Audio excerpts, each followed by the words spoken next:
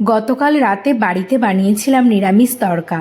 কারণ সেদিন ছিল বৃহস্পতিবার, আর আমাদের বাড়িতে বৃহস্পতিবার দিনটা সবাই নিরামিষ খায়।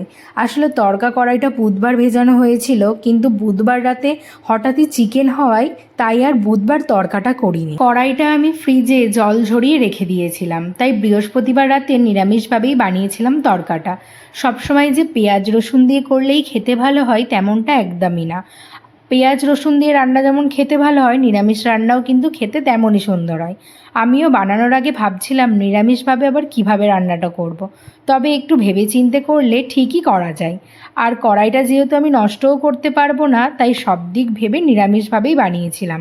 প্রথমেই কড়াইতে অল্প তেল দিয়ে কিছু জিনিস ফোড়ন দিয়ে দিয়েছিলাম, যেমন গোটা জিরে, গোটা ধনে, তেজপাতা, শুকনো লঙ্কা, দারচিনি, লবঙ্গ।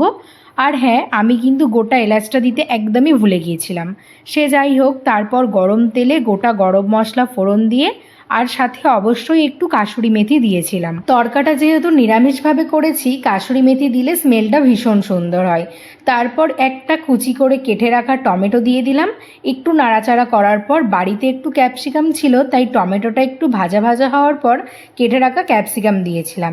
তারপর নিরামিষ রান্নায় যেমন মশলা দেয় তেমনই দিয়েছি, যেমন আদা বাটা, হলুদ গুঁড়ো, জিরে গুঁড়ো, ধনে গুঁড়ো আর কাশ্মীরি লঙ্কার গুঁড়ো। তারপর মশলাটা একটু ভালো করে কষিয়ে নিয়ে যখন দেখলাম মশলা দিয়ে তেল ছেড়ে দিয়েছে, তখনই আগে থেকে প্রেসার কুকারে সিদ্ধ করে রাখা তড়কা কড়াইটা দিয়ে দিলাম। আর হ্যাঁ, আমি কিন্তু নুন হলুদ দিয়েই তড়কাটা সিদ্ধ করতে দিয়েছিলাম। তারপরে অবশ্যই শেষে লবণটা চেখে দেখে দিতে হবে।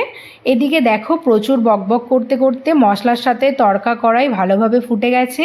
শেষে তড়কা মশলা আর অল্প একটু বিট লবণ দিয়ে নিলেই রেডি হয়ে যাবে নিরামিষ তড়কা। আচ্ছা, আমার এই নিরামিষ তড়কা রেসিপিটা তোমাদের কেমন লাগলো অবশ্যই জানিও। সবাইকে আজকের মতো টাটা, দেখা হবে আবারও একটা পরের ব্লগে।